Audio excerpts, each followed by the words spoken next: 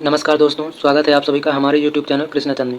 आज है 8 अगस्त। तो आज हम पढ़ने जा रहे हैं करंट अफेयर। तो देखते हैं पहला प्रश्न, किस देश में आपातकाल की घोषणा की गई है? सही उत्तर है ऑप्शन बी, अभी हाल ही में इथियोपिया में आपातकाल की घोषणा की गई है।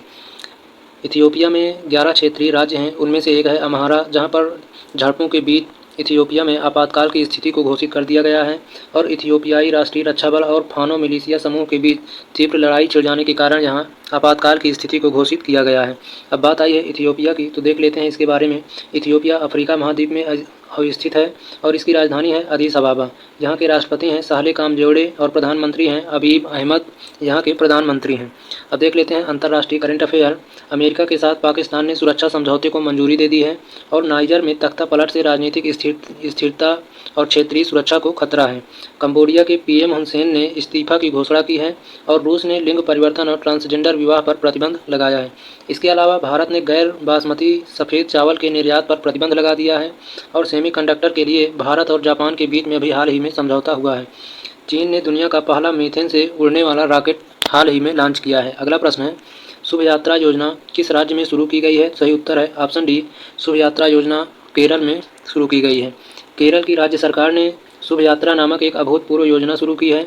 इस योजना का उद्देश्य राज्य के विदेशी प्रवासियों को वित्तीय सहायता प्रदान करना है और इस योजना के तहत व्यक्तियों को 2 लाख रुपए तक की वित्तीय मदद भी की जाएगी। अब देख लेते हैं प्रमुख राज्यों की प्रमुख योजनाएं। शक्ति योजना कर्नाटक में शुरू की गई है और लाडली बहना योजना मध्य प्रदेश में, नंद बाबा दुग्ध मिशन योजना उत्तर प्रदेश में, आसरा पेंशन योजना तेलंगाना में, अम्मन योजना व वात्सल्य योजना सिक्किम में, चिराग योजना हरियाणा में और अंडा और दूध योजना केरल में और नारी को नमन योजना यह हिमाचल प्रदेश में शुरू की गई है। अगला प्रश्न है, यूक्रेन शांति वार्ता का आयोजन कहाँ किया गया है? इसका सही उत्तर है ऑप्शन सी, सऊदी अरब में यूक्रेन शांति वार्ता का आयोजन किया गया है। यूक्रेन शांति वार्ता का आयोजन सऊदी अरब के जिद्दाह में किया गया है और इसका आयोजन 5 और 6 अगस्त को किया गया है। इस वार्ता में राष्ट्रपति जेलेंस्की की 10 सूत्रीय शांति योजना पर चर्चा हुई है और भारत की ओर से राष्ट्रीय सुरक्षा सलाहकार अजीत डोभाल शामिल हुए थे। विदेश मंत्रालय के प्रवक्ता ने बताया है कि भारत यूक्रेन संकट के शांतिपूर्ण समाधान का समर्थन करता है।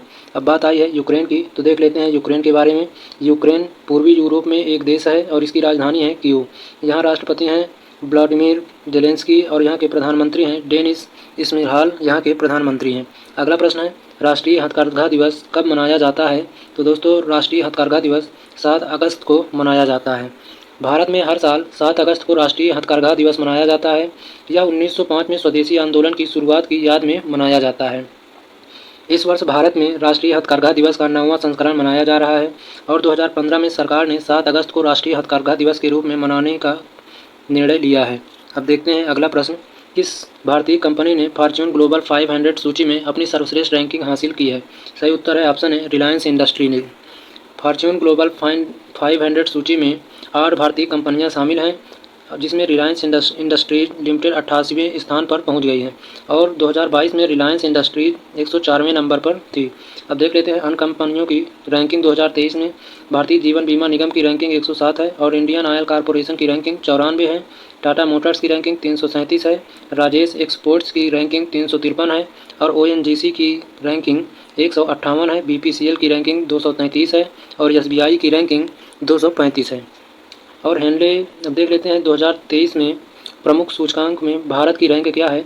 हेनले पासपोर्ट इंडेक्स में भारत की रैंक 80 है और विश्व प्रेस स्वतंत्रता सूचकांक 2023 में भारत की रैंक 161 है। विश्व प्रसन्नता सूचकांक 2023 में भारत की रैंक 126 है और हेनले पासपोर्ट इंडेक्स जनवरी 2023 इसमें भारत की रैंक 85 है। ऊर्जा संक्रमण सूचकांक 2023 में 67 है और चुनावी लोकतंत्र सूचकांक 2023 में 108। वैश्विक जेंडर गैप रिपोर्ट 2023 में 127 और लॉजिस्टिक्स प्रदर्शन सूचकांक 2023 में भारत की रैंक 38 है। अगला प्रश्न है, Subroto Mukherjee sports education society ने किसके साथ फुटबॉल को बढ़ावा देने के लिए समझौता किया है? सही उत्तर है ऑप्शन डी, AIFF। इसका उद्देश्य है ज़मीनी स्तर पर फुटबॉल को बढ़ावा देना और यह पहली बार है कि ऑल इंडिया फेडरेशन या Subroto Mukherjee sports education society ने इस तरह के समझौते ज्ञापन पर हस्ताक्षर किए हैं। Subroto Mukherjee sports education society ने 1960 से सुब्रतो कप का आयोजन कर रहा है और यह फुटबॉल का कप है। अब देख लेते हैं फुटबॉल से संबंधित और अन्य cup. Rovers cup, Santosh trophy cup, Subroto cup, Durand cup, Ashutosh cup और मार्डेका कप, ये सभी फुटबॉल खेल से संबंधित हैं।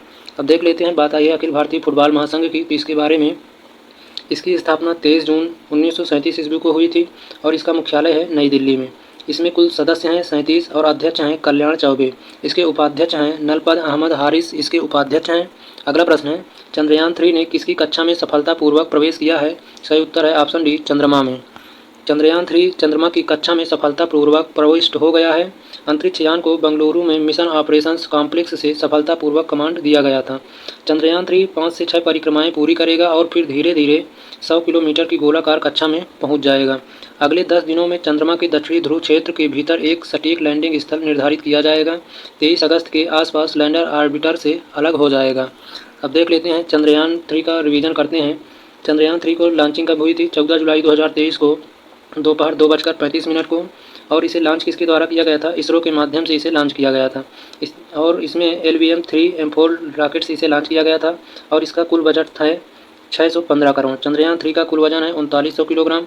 मिशन निदेशक मोहन कुमार हैं और रॉकेट निदेशक बीजू सी थॉमस हैं। अंतरिक्ष यान के निदेशक डॉक्टर पी वीरामुथु वेल हैं। अब देखते हैं अगला प्रश्न, किस देश के पूर्व PM इमरान खान को गिरफ्तार कर लिया गया है? तो ये पाकिस्तान के PM हैं जिनको गिरफ्तार कर लिया गया है। पाकिस्तान के पूर्व प्रधानमंत्री इमरान खान को तोशाखाना भ्रष्टाचार मामले में दोषी पाया गया है और उन्हें 3 साल जेल की सज़ा और 1 लाख पाकिस्तानी रुपए का जुर्माना लगाया गया है। इमरान खान की राजनीतिक पार्टी का नाम तहरीक-ए-इंसाफ है।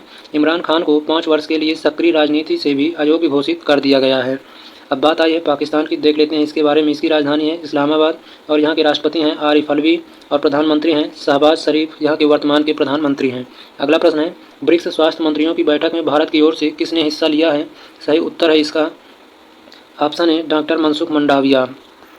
केंद्रीय स्वास्थ्य एवं परिवार कल्याण मंत्री डॉक्टर मनसुख मंडाविया ने दक्षिण अफ्रीका के डरबन में आयोजित ब्रिक्स स्वास्थ्य मंत्रियों की बैठक को वर्चुअल माध्यम से संबोधित किया है। अब देखते हैं ब्रिक्स क्या है। ब्रिक्स दुनिया की 5 सबसे तेज़ी से उभरती हुई अर्थव्यवस्थाओं का एक समूह है। इसमें शामिल देश हैं ब्राज़ील, रूस, भारत, चीन और दक्षिण अफ्रीका इसमें शामिल देश हैं। अब देखते हैं आगे, एक ब्रिटिश अर्थशास्त्री थे जिम ओ'नील, जिन्होंने 2001 में ब्रिक्स शब्द दिया था। इसके बाद 2010 में दक्षिण अफ्रीका शामिल हो गया था। 2023 में ब्रिक्स सम्मेलन की अध्यक्षता दक्षिण कोरिया, दक्षिण अफ्रीका के द्वारा किया गया है। देखते हैं अगला प्रश्न, किस राज्य ने अपने सामाजिक सुरक्षा योजना का दायरा बढ़ाया है? तो इसका सही उत्तर है ओडिशा राज्य ने। उड़ीसा सरकार ने सामाजिक सुरक्षा योजना के कवरेज को असंगठित श्रमिकों की 50 और श्रेणियों तक विस्तारित किया, जिसमें डिलीवरी बॉय, नाविक और फोटोग्राफर भी शामिल हैं। इस योजना का उद्देश्य क्या है? आकस्मिक या प्राकृतिक मृत्यु के मामले में वित्तीय सहायता को प्रदान करना। अब कल के करंट अफेयर का रिवीजन करते हैं। पुस्तकालय महोत्सव 2023 का उद्घाटन कहाँ किया गया है? नई दिल्ली में। अमृत भारत स्टेशन योजना के तहत केंद्र सरकार ने पहले चरण में कितने स्टेशन को शामिल किया है? 508। किस राज्य में प्रतियोगी परीक्षा के पेपर लीक मामले में जुर्माना और कैद की सजा के लिए विधेयक पास किया गया है? झारखंड राज्य में। और हिरोशिमा दिवस कब मनाया जाता है? 6 अगस्त को। केंद्र सरकार ने आयल इंडिया लिमिटेड को अपग्रेड करके किस रत्न का दर्जा दिया है? महारत्न का दर्जा दिया है। माइक्रोसॉफ्ट ने माइक्रोसॉफ्ट इंडिया और दक्षिण एशिया का नया कॉर्पोरेट वाइस प्रेसिडेंट किसे नियुक्त किया है? पुनीत चंदोक को नियुक्त किया है। केंद्र सरकार ने लैपटॉप, टैबलेट, कंप्यूटर के आयात पर प्रतिबंध को कब तक के लिए टाल दिया है? 31 अक्टूबर तक। किस देश के खिलाड़ी एलेक्स हेल्स ने इंटरनेशनल क्रिकेट से रिटायरमेंट लेने की घोषणा की है? इंग्लैंड के खिलाड़ी ने। नितिन चंद्रकांत देसाई का निधन हो गया है। वह कौन थे? वह एक कला निर्देशक थे। भारत के किस पड़ोसी देश ने अमेरिका के साथ सुरक्षा समझौते को मंजूरी दी है? तो वह है पाकिस्तान देश ने। अब देखते हैं जनरल नॉलेज के पिटारा में विश्व के प्रमुख संगठन और उनके मुख्यालय। संयुक्त राष्ट्र औद्योगिक विकास संगठन, इसका मुख्यालय है वियना में। और संयुक्त राष्ट्र व्यापार एवं विकास सम्मेलन, इसका मुख्यालय जिनेवा में है। विश्व वन्यजीव संरक्षण कोष, इसका मुख्यालय है ग्रांड स्विट्जरलैंड में। अंतर्राष्ट्रीय ओलंपिक कमेटी, इसका मुख्यालय है लुसाने में। यूरोपीय कॉमन मार्केट, इसका मुख्यालय जिनेवा में है। और राष्ट्रमंडलीय राष्ट्राध्यक्ष सम्मेलन, इसका मुख्यालय स्ट्रासबर्ग में है। पेट्रोलियम उत्पादक देशों का संगठन वियना में है। आर्थिक सहयोग और विकास संगठन, इसका मुख्यालय पेरिस में है। अब देखते हैं आज का प्रश्न और इसका उत्तर आपको कमेंट बॉक्स में लिखकर बताना है। शुभ यात्रा योजना किस राज्य में शुरू की गई है? ऑप्शन है कर्नाटक, आंध्र प्रदेश, तमिलनाडु और केरल। 4 ऑप्शन दिए गए हैं और सही उत्तर आपको कमेंट बॉक्स में लिखना है। तो दोस्तों आज की वीडियो में बस इतना ही। मिलते हैं अगली वीडियो में। जय हिंद।